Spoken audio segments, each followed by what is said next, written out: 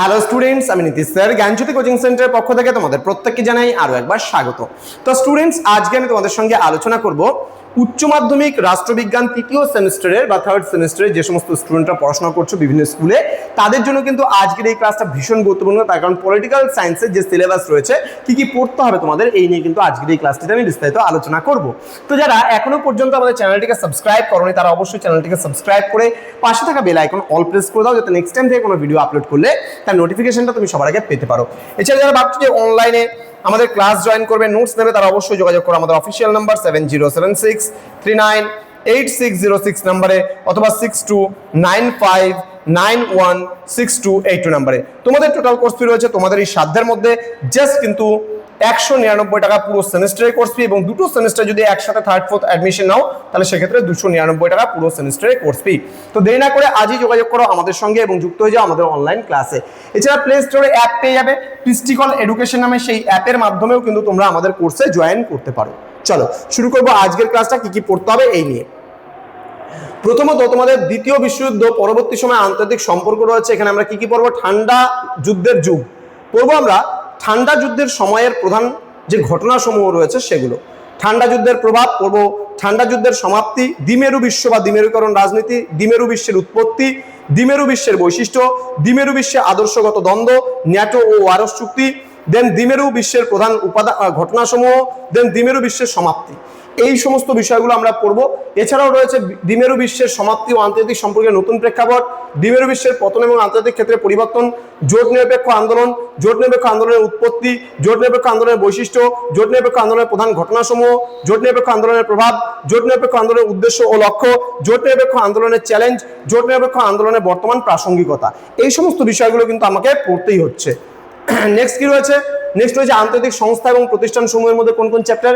এখানে রয়েছে রাষ্ট্রপুঞ্জ, লক্ষ্য এবং নীতি, রাষ্ট্রপুঞ্জের ইতিহাস, রাষ্ট্রপুঞ্জের মূল লক্ষ্যসমূহ, রাষ্ট্রপুঞ্জের নীতিসমূহ, সাধারণ সভা গঠন এবং কার্যাবলী, সাধারণ সভার গঠন, দেন সাধারণ সভার কার্যাবলী, নিরাপত্তা পরিষদের গঠন ও কার্যাবলী, নিরাপত্তা পরিষদের গঠন, নিরাপত্তা পরিষদের কার্যাবলী, এগুলো আলাদা আলাদাভাবে রয়েছে। দেন তোমার নিরাপত্তা পরিষদের সমস্যাসমূহ, রাষ্ট্রপুঞ্জের মহাসচিব ক্ষমতা ও কার্যাবলী, রাষ্ট্রপুঞ্জের সংস্থাগুলি ইউনেস্কেপ এবং ইউনেস্কো, তারপরে হু, WHO, এগুলো সব ইংলিশ ওয়ার্ড, পরে আমরা পড়বো। ইউনিসেফ এর মধ্যে শিশুদের সুরক্ষা এবং উন্নয়ন আছে। দেন ইউনেস্কোর মধ্যে শিক্ষা, বিজ্ঞান এবং সংস্কৃতির উন্নয়ন সংস্থা রয়েছে। দেন রয়েছে বিশ্ব স্বাস্থ্য সংস্থা, জনস্বাস্থ্য রক্ষায় ভূমিকা, বিশ্ব ব্যাংক এবং আন্তর্জাতিক মুদ্রা তহবিল, দেন বিশ্ব ব্যাংক, দেন আন্তর্জাতিক মুদ্রা তহবিল, দেন বলছে বিশ্ব ব্যাংক ও IMF এর সমালোচনা। এই সমস্ত বিষয়গুলো আমরা পড়বো এই ইউনিটে। দেন রয়েছে 3 নম্বর অধ্যায় সমসাময়িক বিশ্বের নিরাপত্তা। এখানে রয়েছে ঐতিহ্যগত ও প্রথাগত নিরাপত্তা, অভ্যন্তরীণ এবং বাহ্যিক নিরাপত্তা, অভ্যন্তরীণ নিরাপত্তা, বাহ্যিক নিরাপত্তা, অভ্যন্তরীণ ও বাহ্যিক নিরাপত্তার সম্পর্ক, ঐতিহ্যগত বা প্রথাগত নিরাপত্তার প্রয়োজনীয়তা, রয়েছে নিরাপত্তা কৌশল, অপ্রথাগত নিরাপত্তা, মানব নিরাপত্তা, সন্ত্রাসবাদ, অভিবাসন, দারিদ্র্য এবং মহামারী, রয়েছে মানব নিরাপত্তা, রয়েছে সন্ত্রাসবাদ, রয়েছে অভিবাসন, রয়েছে দারিদ্র্য, রয়েছে মহামারী, রয়েছে পরিবেশগত নিরাপত্তা। এটা রয়েছে ইউনিট নাম্বার 3-তে। ইউনিট নাম্বার 4 অনেক বিশাল বড় চ্যাপ্টার। এখানে রয়েছে মৌলিক ধারণা, ভারতের বিভাজন, ভারত বিভাজনের ফলাফল, ভারত বিভাজনের প্রভাব, শরণার্থী সমস্যা, যেটাকে আমরা মাইগ্রেশন প্রবলেম বলি বা উদ্বাস্তু সমস্যা বলি। দেন ভারত বিভাজনের সময় শরণার্থী সমস্যা, মানে যে সমস্ত ভারত বিভাগের সময় পাকিস্তান থেকে যারা ভারতবর্ষে এসেছিল তাদের নিয়ে যে সমস্যাটা সৃষ্টি হয়েছিল সেগুলো সম্পর্কে আমি ডিটেলসে পড়াবো তোমাদের। শরণার্থীর সংখ্যা এবং স্থানান্তর, সহিংসতা এবং মানবিক বিপর্যয়, শরণার্থী পুনর্বাসন এবং প্রতিবন্ধকতা, শরণার্থী সমস্যার প্রভাব, দেশীয় অধিরাজ্যের, দেশীয় রাজ্যসমূহের রাজন্য শাসিত অঞ্চলের একীকরণ, জম্মু ও কাশ্মীর, মণিপুর ও হায়দ্রাবাদ, এই সমস্ত ইতিহাস এই সমস্ত বিষয়গুলো আমরা পড়বো এখানে। দেন দেশীয় রাজ্যসমূহের সমস্যাগুলি, সর্দার বল্লভভাই প্যাটেলের ভূমিকা, একীকরণের প্রক্রিয়া, ভারতের স্বাধীনতার পর জম্মু ও কাশ্মীর, মণিপুর এবং হায়দ্রাবাদের সংযুক্তি, একীকরণের প্রভাব, রাজ্যগুলি ভাষাভিত্তিক পুনর্গঠন, ভাষাভিত্তিক পুনর্গঠনের পটভূমি, আন্দোলন ও ভাষাভিত্তিক পুনর্গঠন, রাজ্য পুনর্গঠন আইন 1956, ভাষাভিত্তিক পুনর্গঠনের প্রভাব, প্রতিবন্ধকতা এবং সমাধানগুলোও কিন্তু আমরা এখানে পড়বো। নেক্সট রয়েছে রাজনৈতিক দল ও দলীয় ব্যবস্থা। এখানে রয়েছে রাজনৈতিক দলের সংজ্ঞা এবং বৈশিষ্ট্য, রাজনৈতিক দলের সংজ্ঞা, রাজনৈতিক দলের গঠন, রাজনৈতিক দলের বৈশিষ্ট্য, রাজনৈতিক দলের কার্যাবলী, দলীয় ব্যবস্থা, জাতীয় এবং আঞ্চলিক রাজনৈতিক দলসমূহ সংজ্ঞা এবং গঠনের যে নির্ণায়কগুলো রয়েছে সেগুলো আমরা পড়বো। দেন রয়েছে জাতীয় রাজনৈতিক দল গঠনের মানদণ্ড, রয়েছে আঞ্চলিক রাজনৈতিক দল গঠনের মানদণ্ড, এই সমস্ত বিষয়গুলোও আমরা কিন্তু এখানে পড়বো।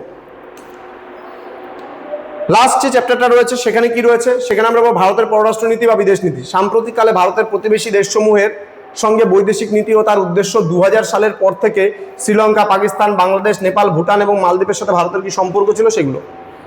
ভারত ও শ্রীলঙ্কা সম্পর্ক, ভারত পাকিস্তান সম্পর্ক, ভারত বাংলাদেশ সম্পর্ক, ভারত নেপাল সম্পর্ক, ভারত ভুটান সম্পর্ক, ভারত মালদ্বীপ সম্পর্ক, মানে ভারতের প্রতিবেশী দেশগুলোর সঙ্গে ভারতের কি সম্পর্ক রয়েছে সেগুলো। তারপরে যে ঠান্ডা যুদ্ধোত্তর মহাশক্তিধর দেশগুলির মার্কিন যুক্তরাষ্ট্র, রাশিয়া এবং চীন সঙ্গে ভারতের কি সম্পর্ক রয়েছে সেটা।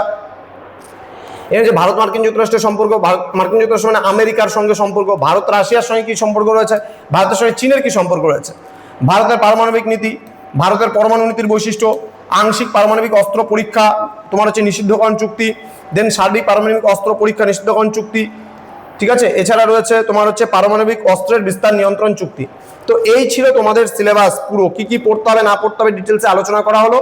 তোমরা যারা এখনো পর্যন্ত আমাদের চ্যানেলটিকে সাবস্ক্রাইব করোনি তারা অবশ্যই চ্যানেলটিকে সাবস্ক্রাইব করে পাশে থাকা বেল আইকন অল প্রেস করে রাখো। এরপরে আরো অনেক অনেক ক্লাসগুলো আসতে চলেছে এবং তোমাদের এগুলো খুব হেল্প হবে। তো আমাদের অফিসিয়াল যে মানে প্লে স্টোরে গেলে পরে আমাদের নিজস্ব অ্যাপ রয়েছে পিস্টিকল এডুকেশন বলে, সেটা ইনস্টল করে নাও, সেখান থেকেও কিন্তু তোমরা চাইলে এই কোর্সটা পারচেস করতে পারো। দেখা হচ্ছে খুব তাড়াতাড়ি আরো একটা নতুন ক্লাস নিয়ে। তোমরা প্রত্যেকেই ভালো থেকো, সুস্থ থেকো।